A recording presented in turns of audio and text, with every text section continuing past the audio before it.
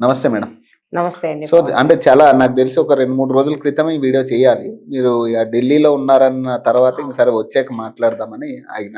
అసలు ఏంటి శివాజీ గారు చేసిన వ్యాఖ్యలు? ప్రధానంగా ఆయన చెప్పేది డ్రెస్ సెన్స్ గురించి. మీరు గతంలోనే దాని గురించి మాట్లాడారు. కానీ శివాజీ గారు లేవనెత్తిన తర్వాత ఇది కొంత వైరల్ అయ్యింది.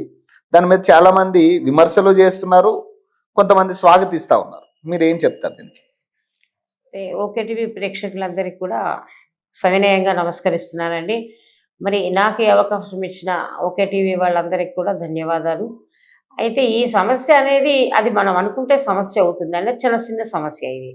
అయితే శివాజీ అనే వ్యక్తి ఆడవాళ్ళని కోసం చేయడానికి అసలు ఎవరు అని మనం అనుకోవచ్చు. ఎందుకంటే ఒక వర్గల్ లాంగ్వేజ్గా 2 మాటలు మాట్లాడాడు, సారీ చెప్పాడు, అంతవరకు ఓకే అందాం. అంటే అది కూడా ఒక అంతకు నేను ఏకీభవించాను. ఎందుకంటే ఒకళ్ళ చెప్పి సారీ చెప్తే కరెక్ట్ కాదు కదా. అందువల్ల శివాజీని కూడా మనం తప్పు పట్టొచ్చండి. ఎందుకంటే మహిళల గురించి ఏ మగాడికి మాట్లాడే అధికారం లేదు ఫస్ట్ ఆఫ్ ఆల్.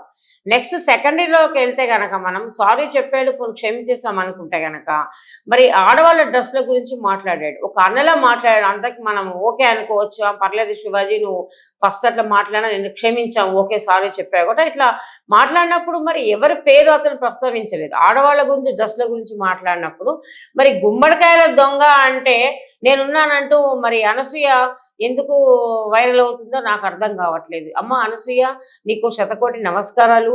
నువ్వు ఒక సామాజిక వర్గానికి చెందిన దానివి.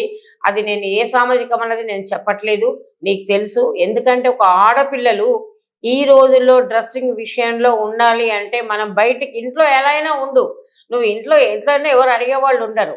అయితే ఇంట్లో ఏ అత్తమామ మొగుడు కండిషన్ పెడతాడు ఆడదామని, అట్లా దాన్ని స్వేచ్ఛ అంటారు. అవును, నీ మొగుడు వచ్చి నువ్వు 6 అయిందంటే బయటికి వెళ్ళదు, ఇంట్లో దాన్ని స్వేచ్ఛ అంటారు తప్ప బయట బట్టలు వేసుకుని తినని చూపిస్తే దాన్ని స్వేచ్ఛ అనడం అనసూయ.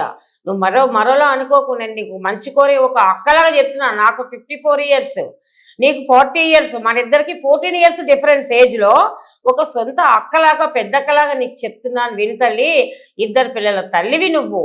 నీ పార్ట్స్, ప్రైవేట్ పార్ట్స్ ఎప్పుడు కూడా మనం బహిరంగంగా చూపేంత భగవంతుడే మనకిచ్చిన వరం అది. ఏది ఎప్పుడు చూపించాలో అప్పుడు భర్త దగ్గర రూమ్లో ఉన్నది వేరమ్మా, బెడ్రూమ్లో బయట ఉన్నది వేరు అనసూయ. ఇంకోసారి నువ్వు ఇట్లా వీడియోలు చేసి బయట పెడితే పబ్లిక్ మిస్యూజ్ వెళ్తుంది. ఇవన్నీ రాంగ్ ఇన్ఫర్మేషన్ వెళ్ళి నీలాగా నలుగురు తయారవుతారంటే అందరూ నిన్ను బయటకు వస్తే చొక్కు తీసుకొని కొడతారు తప్ప ఇంకోటి ఉండదు అక్కడ.